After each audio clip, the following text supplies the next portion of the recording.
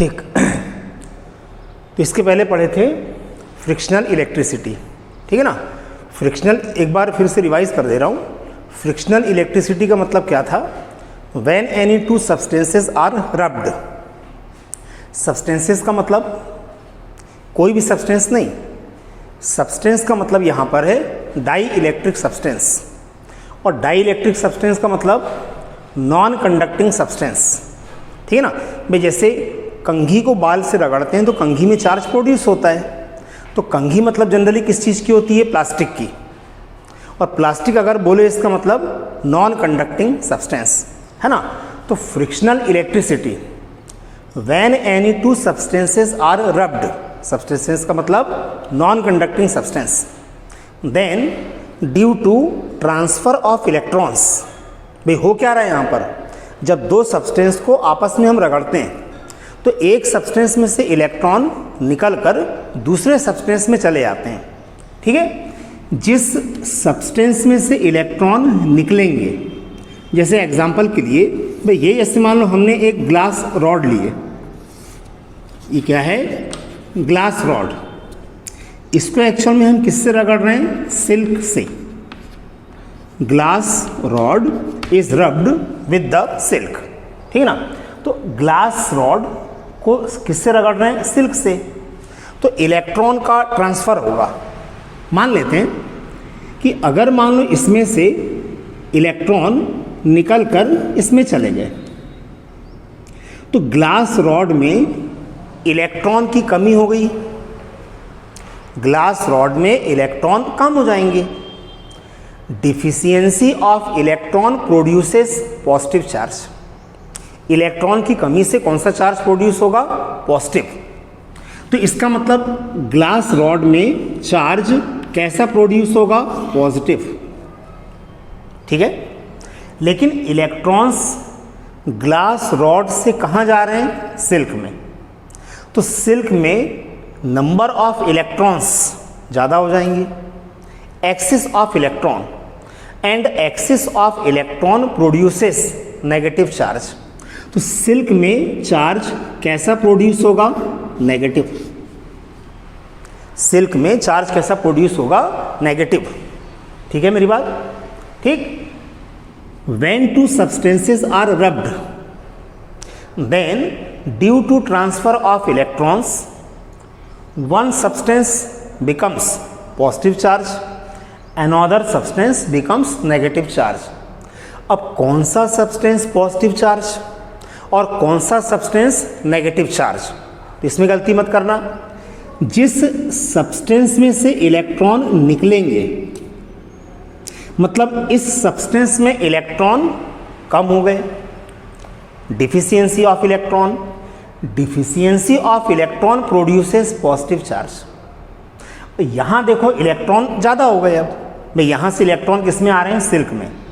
तो सिल्क में number of electrons increase हुए, axis of electron produces negative charge. तो फ्रिक्शन से चार्ज प्रोड्यूस कैसे होता है वो चीज़ तो क्लियर हो गई, ठीक। फ्रिक्शनल इलेक्ट्रिसिटी मतलब फ्रिक्शन से चार्ज का प्रोड्यूस होना। लेकिन फ्रिक्शन से चार्ज प्रोड्यूस हो रहा है तो वो किसके कारण हो रहा है?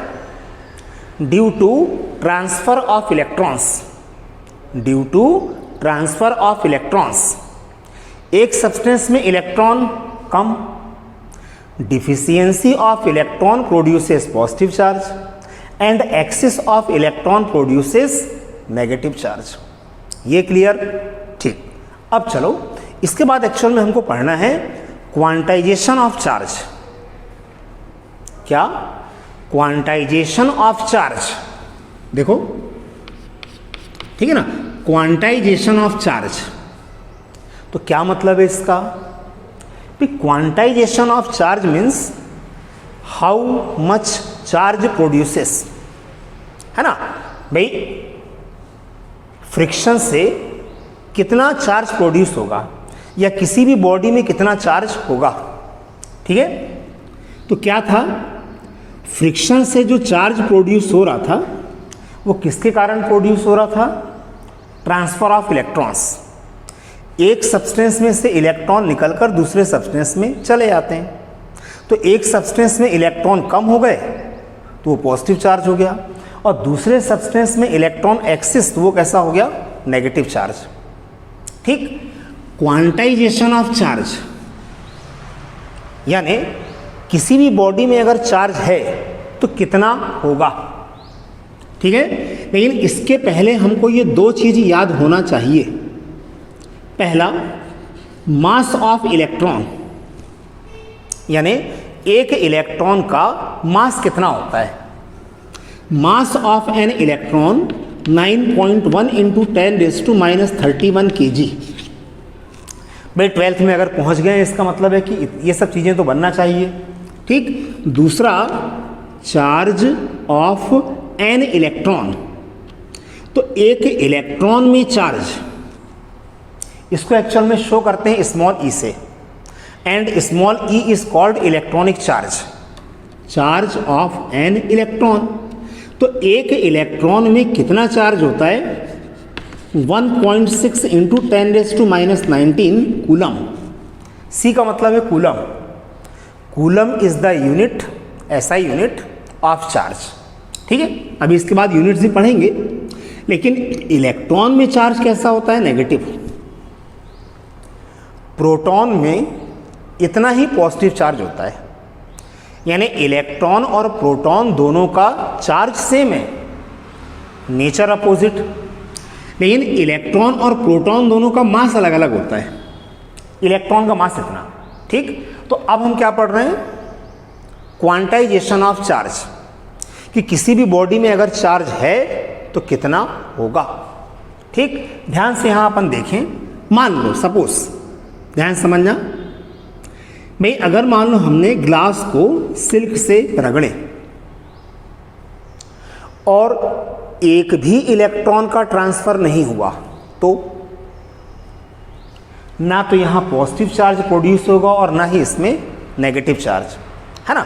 भाई फ्रिक्शन से अगर चार्ज प्रोड्यूस हो रहा है तो वो किसके कारण हो रहा है, due to transfer of electrons, electron के ट्रांसफर के कारण। अब हम ये निकाल रहे हैं कि भाई कितना चार्ज प्रोड्यूस होगा। तो ध्यान से हम समझें, मान लिया अपन ने एग्जाम्पल के लिए कि ग्लास से मान लो एक इलेक्ट्रॉन का ट्रांसफर हो रहा है,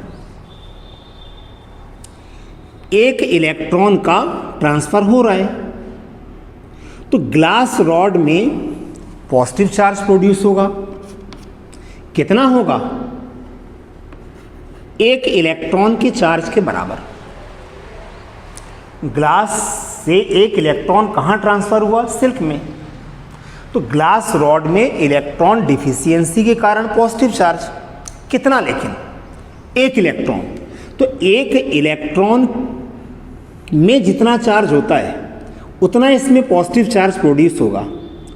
सिल्क में नेगेटिव चार्ज कितना होगा, एक ही इलेक्ट्रॉन तो आया ना, तो सिल्क में नेगेटिव चार्ज कितना, एक इलेक्ट्रॉन के चार्ज के इक्वल, मतलब -1e। ठीक है भाई, ई लिख रहे हैं, एक्चुअल में इसकी वैल्यू ये होती है। ठीक है, अब सुनो, मान लो यहां से 5 इलेक्ट्रॉन निकलकर किस में गए, सिल्क में। मान लो ग्लास रॉड से 5 इलेक्ट्रॉन का ट्रांसफर हुआ, तो ग्लास रॉड में पॉजिटिव चार्ज कितना होगा, 5 इलेक्ट्रॉन के चार्ज के बराबर। तो एक इलेक्ट्रॉन में कितना चार्ज था, इतना, 5 इलेक्ट्रॉन का कितना होता, 5e। तो ग्लास रॉड में कितना पॉजिटिव चार्ज प्रोड्यूस हुआ, +5e।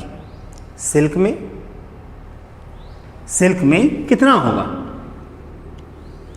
माइनस ना, negative charge, axis of electron. तो एक इलेक्ट्रॉन का चार्ज इतना था, 5 इलेक्ट्रॉन आए ना, तो 5 इलेक्ट्रॉन का टोटल चार्ज कितना होगा, 5e। ठीक है, या अगर मान लो यहां से 10 इलेक्ट्रॉन ट्रांसफर होते हैं, तो ग्लास में कितना चार्ज होगा, +10e, सिल्क में कितना होगा, -10e। या अगर मान लो ग्लास में से 500 इलेक्ट्रॉन का ट्रांसफर होता है, तो ग्लास रॉड में कितना चार्ज प्रोड्यूस होगा, प्लस 500 ई, सिल्क में कितना होगा, माइनस 500 ई, वैसे ही। ठीक, तो फ्रिक्शन से अगर चार्ज प्रोड्यूस हो रहा है, मतलब केवल हम पर्टिकुलर फ्रिक्शनल इलेक्ट्रिसिटी की अगर बात करें, तो फ्रिक्शन से जब चार्ज प्रोड्यूस होता है तो equal and opposite, equal and opposite, equal in magnitude, मतलब इसमें अगर 1 ई तो यहाँ भी 1, यहाँ अगर 5 है तो यहाँ भी 5, इसमें अगर 10 है तो इसमें भी 10। ठीक, इसमें अगर 500 तो इसमें भी कितना, 500। Equal in magnitude, opposite in nature, opposite in nature. इसमें अगर प्लस 10 ई है तो यहाँ माइनस 10 ई होगा, इसमें अगर प्लस 20 ई है तो इसमें माइनस 20 ई। ठीक है, अब चार्ज कितना होगा। ठीक, ध्यान से मेरी बात सुनो भाई, चार्ज को एक्चुअल में हम शो करते हैं क्यू से, या तो स्मॉल क्यू और या फिर कैपिटल क्यू। ठीक, क्यू का मतलब क्या, चार्ज ऑन एनी बॉडी, भाई या तो पॉजिटिव चार्ज होगा या नेगेटिव चार्ज होगा, प्लस माइनस कितना है। ठीक, कितना चार्ज होगा भाई, या तो 1E, 2E, 3E, 5E, 10E, 1000E, जो भी, इसका मतलब E का मल्टीपल इंटीजर, E का मल्टीपल इंटीजर n, तो n की वैल्यू क्या लिखोगे आप, n is equal to 1, 2, 3 and so on. तो ये है quantization of charge, charge on any body. ठीक, फिर से देख लो, भाई क्यू का मतलब क्या है, चार्ज, भाई या तो पॉजिटिव होगा और या फिर नेगेटिव होगा। तो charge on any body Q, positive या नेगेटिव, कितना होगा। चार्ज किसके कारण प्रोड्यूस हो रहा था, इलेक्ट्रॉन के ट्रांसफर के कारण। भाई एक इलेक्ट्रॉन अगर ट्रांसफर हुआ तो चार्ज कितना प्रोड्यूस होता, 1E। 2 इलेक्ट्रॉन ट्रांसफर होते 2E, 3 इलेक्ट्रॉन ट्रांसफर होते 3E। ठीक है ना, तो किसी भी बॉडी में चार्ज मतलब Q कितना, 1E, 2E, 3E, 10E, 20E, 30E, जो भी, इसका मतलब E का मल्टीपल इंटीजर, मल्टीपल इंटीजर, इस शब्द को ध्यान रखना। तो n की वैल्यू क्या हुई, 1, 2, 3, 4 एंड सो ऑन। ठीक है, अच्छा अब आप ये बताओ, क्या किसी बॉडी में चार्ज 1/2E हो सकता है,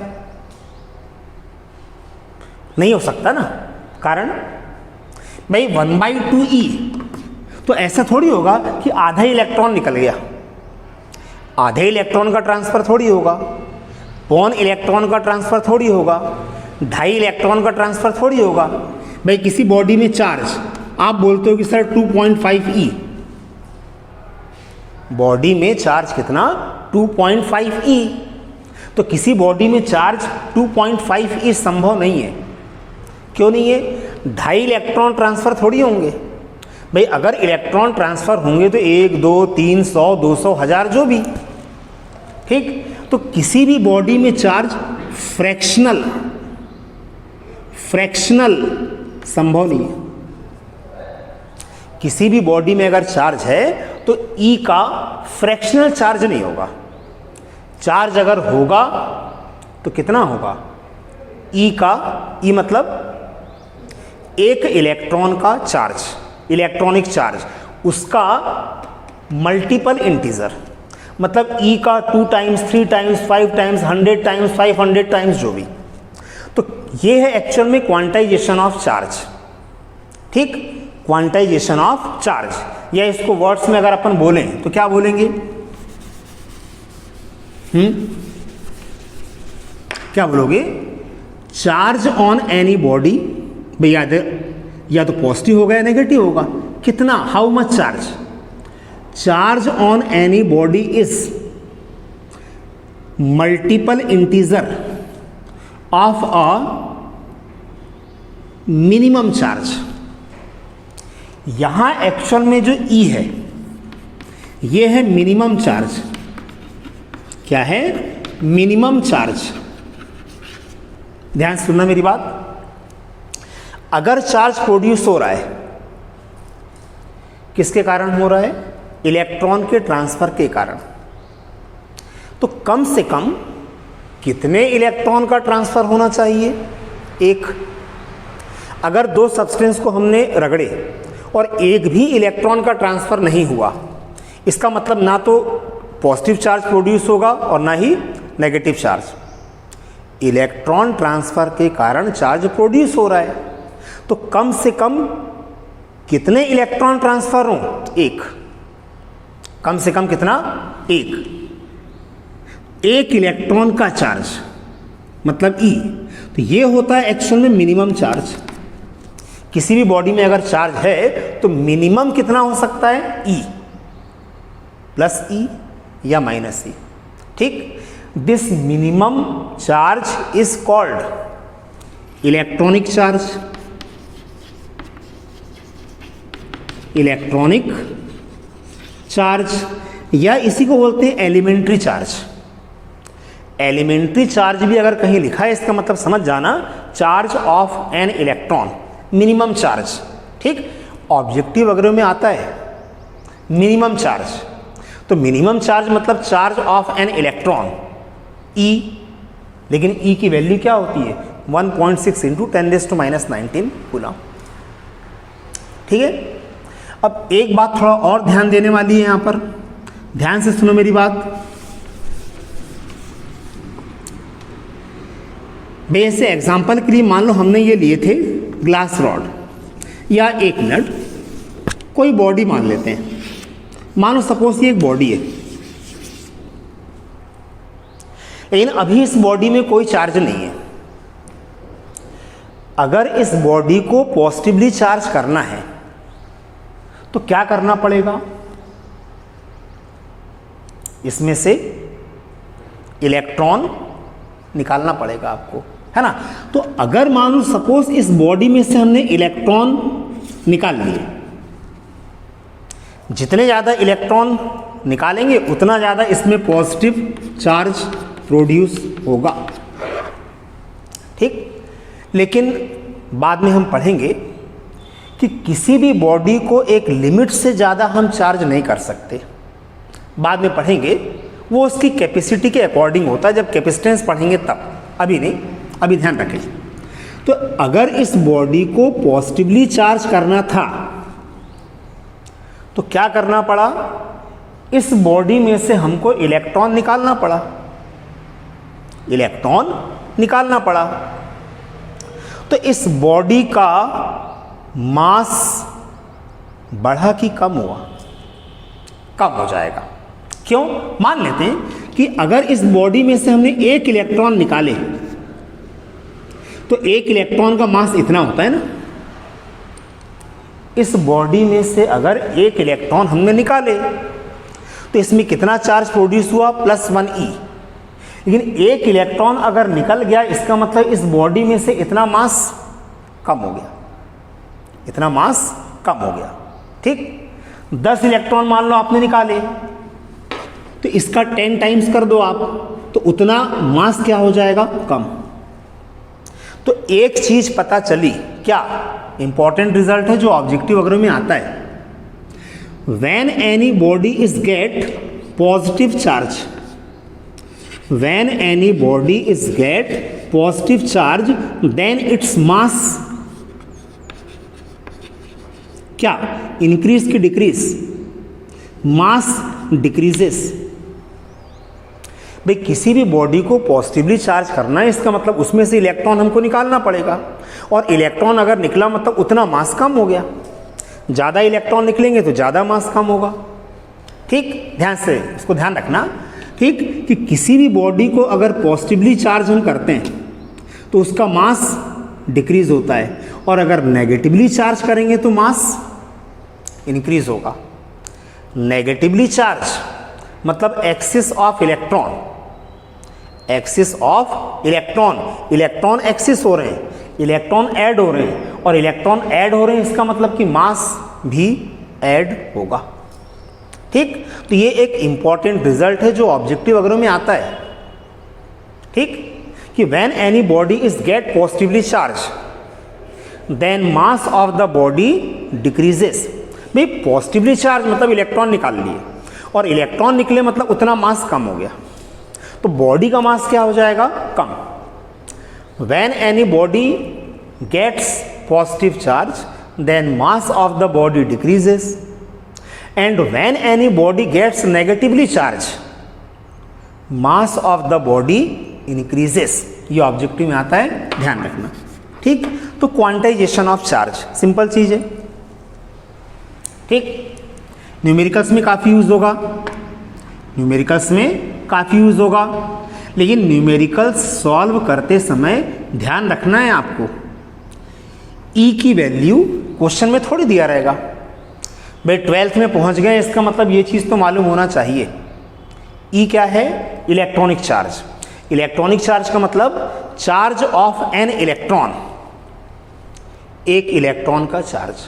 और एक इलेक्ट्रॉन का चार्ज कितना होता है, 1.6 इंटू 10⁻⁹ कूलम। ठीक है, अब ध्यान से मेरी बात सुनना, जब न्यूमेरिकल आप सॉल्व करोगे तो ई की वैल्यू ये लिखेंगे अपन, तो क्या माइनस भी लिखें, माइनस भी लिखें क्या, माइनस लिखने की जरूरत नहीं है। भाई इलेक्ट्रॉन एक्सिस तो नेगेटिव चार्ज, इलेक्ट्रॉन डिफिशियंसी तो पॉजिटिव चार्ज, वो तो क्लियर हो जाएगा। हम केवल इससे चार्ज का मैग्नीट्यूड निकालते हैं, चार्ज का मैग्नीट्यूड। नेचर तो हमको मालूम रहेगा, नेचर तो हमको मालूम रहेगा। भाई इलेक्ट्रॉन अगर कम हो रहे हैं तो पॉजिटिव चार्ज, इलेक्ट्रॉन एक्सिस हो रहे हैं तो नेगेटिव चार्ज। केवल हम फाइंड करेंगे चार्ज का मैग्नीट्यूड। तो ई की वैल्यू आपको याद होना चाहिए, एन क्या है,